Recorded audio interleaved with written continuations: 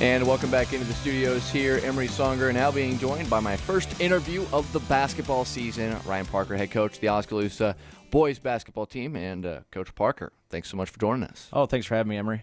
All right, so let's just unpack this. It has been maybe the most chaotic offseason in recent history for a team in our listening area, and it is Oskaloosa. And why? Well, let's talk about Xavier Foster, your new freshman, 6'9", maybe still growing. Cole Henry, who played sparingly last year as a freshman, he's getting a lot of buzz with some D1 offers before he starts his sophomore campaign. And then you bring back almost your entire starting five from last year. You still have a lot of youth in this team, not a big senior class. From the end of last season to now, how interesting was your life just trying to manage these pieces as you get closer to the first game of the season? Well, I think big thing is it's been good buzz. I mean, it hasn't been a negative buzz at all. Returning the majority of our team back, and we were talking off air about the youth movement. You know, I came here 3 years ago. We started a freshman and a sophomore, and then a mixture of other kids as well. And then last year, starting for the better part of the year, a sophomore, or a freshman, 3 sophomores, and a junior. And you just keep saying you're young, you're young, you're young. Well, this year we're going to play potentially some young kids as well. And so when's that youth movement end, or is it a good thing? You just never know. But the buzz, that's surrounding our program is it sort of took off midsummer. And it really started with Xavier Foster. Xavier being 6'9", 6'10", is part of the U16 USA basketball program, only being 14 years old. So he's been out to Colorado for their mini camps. Is one of a handful of 2020 kids, class of 2020, that is invited to this thing.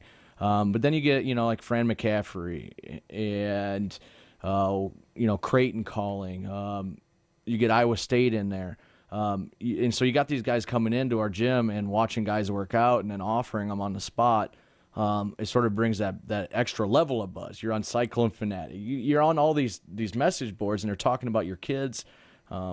And not only Xavier, but talking about these kids, and he hasn't even played a minute of high school basketball, and they're projecting him potential lottery pick and stuff like that. So it's been really interesting. Cole Henry's getting a bunch of buzz. Has one Division I offer from North Dakota, and Jeff Horner come in and offered him one night. And so all that buzz is great, but how's that correlate to wins and losses on a basketball court? Have a big nucleus coming back, which is a great thing. And our first 2 days of practice have been unbelievable. We're light years farther ahead than we have been in years past. So you mentioned that. We have to talk about just this program in general. Before you get here, this is a basketball program that could be described as in shambles. Maybe 5 or 6 wins over 4 full seasons. Yeah.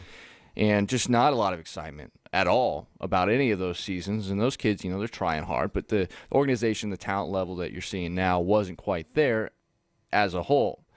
You throw in this, 2 6-win seasons, which, definitely exceed the expectations of previous years, especially when you're talking about how young the kids are. You're still going to be almost as young, but now you're asking your kids to compete and win more games in what I think is the toughest conference in the state of Iowa in the Little Hawkeye. You have 8 teams in the Little Hawkeye now, and we don't know. It's going to be tough to differentiate how good the best team and the worst team in this conference are, because they're going to be 8 of probably the 20 best teams in the state by any case you slice it. How are you going to be prepared for that, and how are you going to make sure that the learning experience goes beyond just wins and losses in this first year for a lot of these kids? Well, I think it's a big thing with the Little Hawkeye Conference. You walk into any gym and it's not, oh man, we're better than these guys, we're just going to walk in and win. There's going to be a dogfight every night. And so when people say, well, what's the projection? What are you thinking this year? I mean, I don't know, because our conference is so good, and that's 14 games out of your 21 games. And how does that correlate to wins and losses when not one of them is walk in and win? The good thing for us is that a lot of these kids have played at a high level, whether that's through AAU basketball or played at the varsity level and are being young. They've been sort of thrown to the fire. one of our big things is we just got to get better every day, and that sounds so cliche, but that is a big thing in high school basketball because there's a couple marks you look at is Christmas break. Well, we got more games this year. I think we got 9 in front of Christmas break. Last year we only had 6 before Christmas break. Where are you at Christmas break? And that tells you really what you need to work on it and what sort of projection you're set at. So you have, seasons within seasons to try to, gauge the talent level, and it's not going to come overnight. We don't expect anyways. It kind of did with your football program, but we're talking Oskaloosa. The winning thing is kind of contagious right now. It all started with that softball state championship over the summer. The volleyball team was within 1 game of state. The football team made it to the state playoffs after a couple of really rough seasons under first-year head coach Jake Jenkins. You could even say that the marching band and those programs have kind of grabbed that winning attitude. We see some smaller schools and even schools your size, around the area that just kind of have that across-the-board winning thing going on, and it looks like Oskaloosa is right there behind. What has it been like as the activities director to see exactly what has been transpiring with this school in general the last 6 months? Yeah, the winning is a big thing, and winning breeds success. And again, really cliche, but when people understand how to win on one thing, and that softball state championship was tremendous for our school, and then starting off of a new school year with football, making the strides and making into the playoffs when they're only taking 16 teams now, that was a monstrous success. And so you look at, can basketball build on that? We talked about the buzz.